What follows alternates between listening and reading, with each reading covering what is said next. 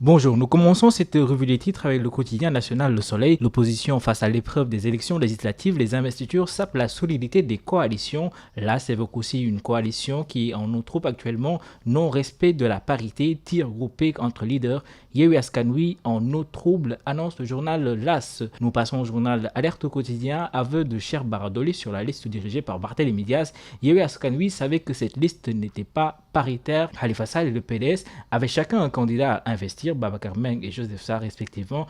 On a discuté pour que l'un se retire, mais nous n'avons pas trouvé un accord. On a donc mis les deux hommes sur la liste. Le vrai journal parle aussi de cette affaire de validation de la liste Yewwi Askan Wi à Dakar. Khalifa Sall et Lamine Thiam au banc des accusés. Les Échos évoquent toujours cette affaire avec Palassom et Joseph Sarr qui se sacrifient pour sauver la liste Yewwi pour le département de Dakar. Tentative d'extorsion de fonds, faux et usage de faux. Cheikh Amar inculpé. Le juge d'instruction Mamoudou Seck a pris la décision hier dans son différend avec Samuel Sarr. À l'origine, une affaire de 2 milliards qui appartiendrait à Maître Abdoulaye Wade, toujours selon les Échos. Nous passons au journal L'Enquête. Coalition Yewwi Askan Wi, les germes de l'implosion. Les investitures pour les législatives menacent les fondements de la coalition. L'info revient sur le dépôt d'une liste non paritaire de Yewwi à Dakar. Salihou Sarr, le responsable selon le quotidien. Dakar Times, sabotage de la liste de l'opposition, Barthélémy Dias sacrifié. Khalifa Sall est-il la taupe du palais dans Yewwi Askan Wi? C'est la question que se pose le journal Dakar Times. Tribune évoque le dépassement de nombre de parrainages, invalider la liste de Benno, le Conseil constitutionnel face à l'histoire.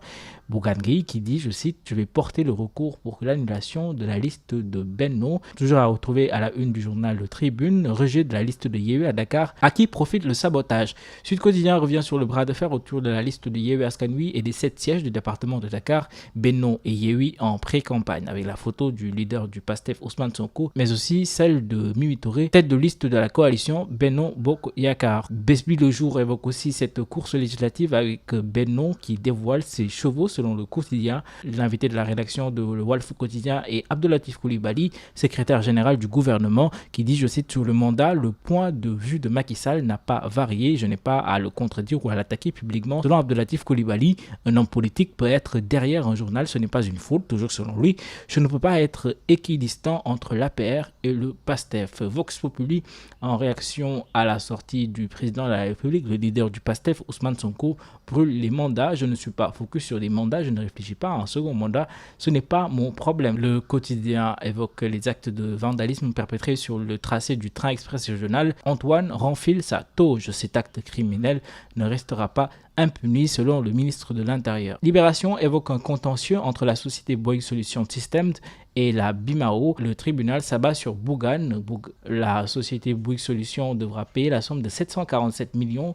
Outre des intérêts de droit, Bougane Gueye Dany condamné solidairement au paiement de 250 millions de francs CFA. Nous terminons avec le sport. Le journal Record se demande quel podium pour le Ballon d'Or, avec à sa une les photos du Sénégalais Sadio Mané, Karim Benzema, le Français, l'Égyptien Mohamed Salah et le Belge Kevin De Bruyne. C'était tout pour votre revue des titres de ce jour.